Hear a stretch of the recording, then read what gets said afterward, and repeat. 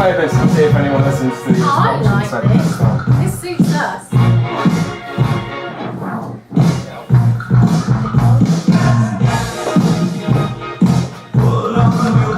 So these are at max.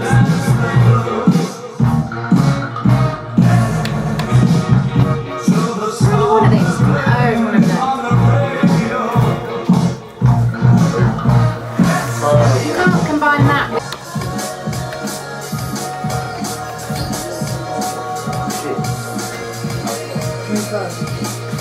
What is the rest of like the 30 people? Oh, where is all the sound gone?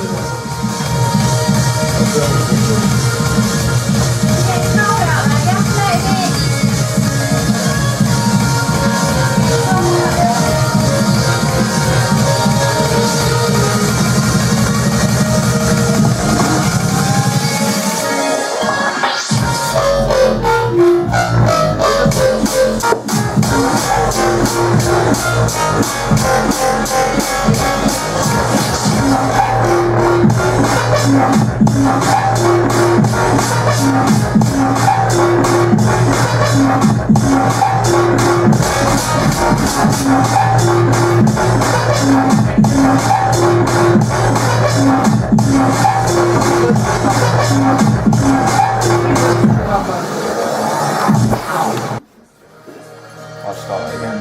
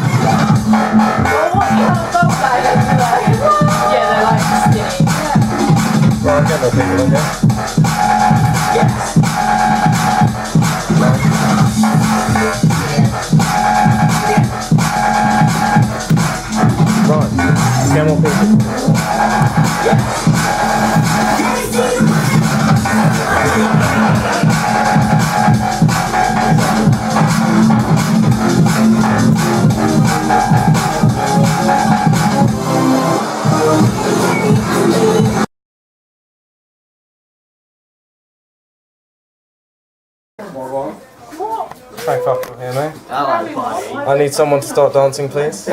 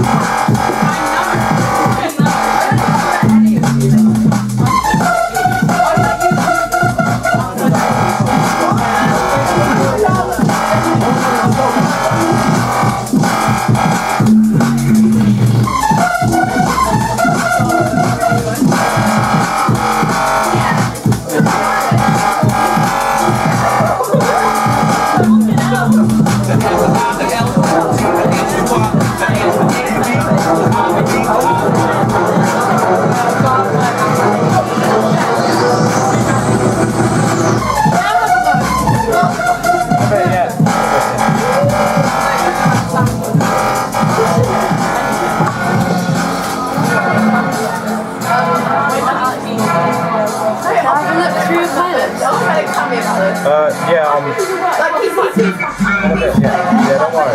Sorry.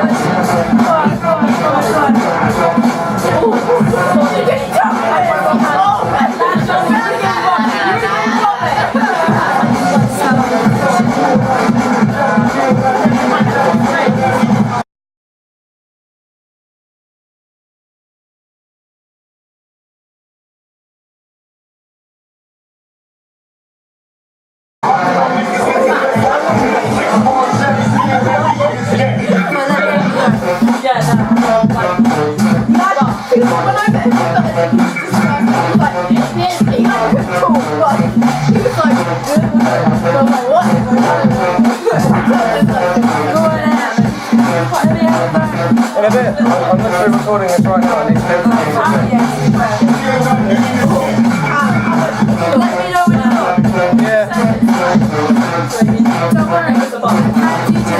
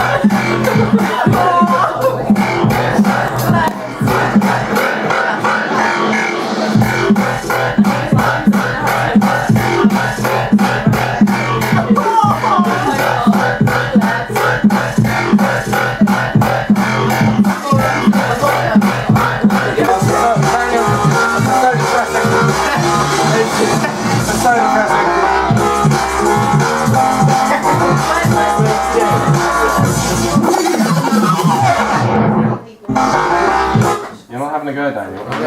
We have a little set. Oh, I'm literally in the middle of the set. Like, there.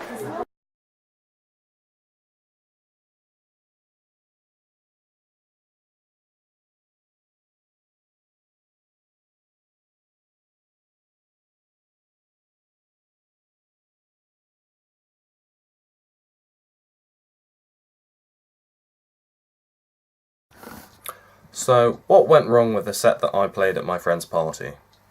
Well, the major thing was I had no clue how to read a crowd. The music I played wasn't played at the right time in the night. There weren't enough people listening to it. There were like about 3 girls in the room, and the people who would have enjoyed my set were all outside having cigarettes. But I didn't read the crowd at all that night. That's what went wrong with my set. Also didn't have a wide enough variety of songs. Yes, I did have a wide enough variety of drum and bass songs, but people that night wouldn't have wanted to listen to drum and bass. They wanted to listen to, well, American rap, trance, house, and grime. As you can see, there was also quite a lot of drunk people there who wanted to always come up to me and interrupt me when I was doing my set, and it's kind of really putting me off. And the fact that no one was listening to me and no one was dancing, that was a real shock to the system. So I kind of just felt really bad about performing and didn't really do it. So in the end I just put on a drum and bass mix and walked away from my decks. It also didn't help that the nerves were getting to me on the night, and I was messing up quite a bit, so people thought I was a pretty bad DJ. But Adam, the mate I interviewed, DJ'd on that night, and he listened to some of my set and he said it was all pretty good. So that got my hopes up for future DJ me.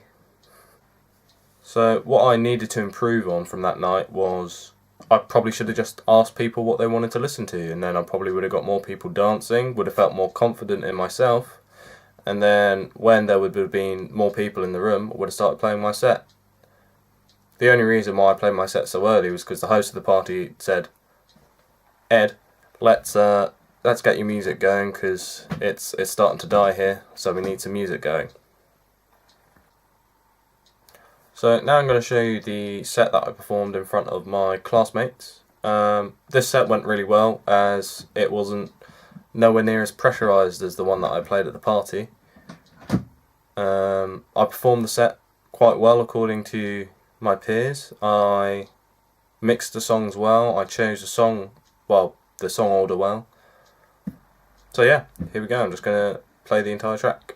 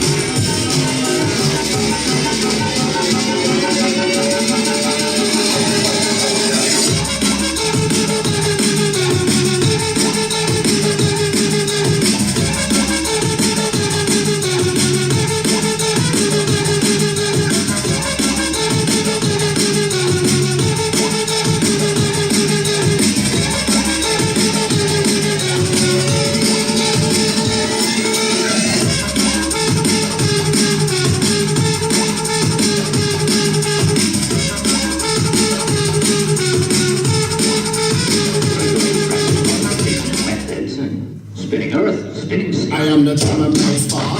Money like cars, don't wear Gucci, don't wear Prada.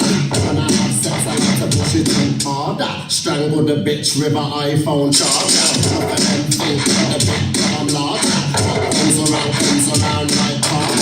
The president of Barack Obama. Don't give a fuck about his guns.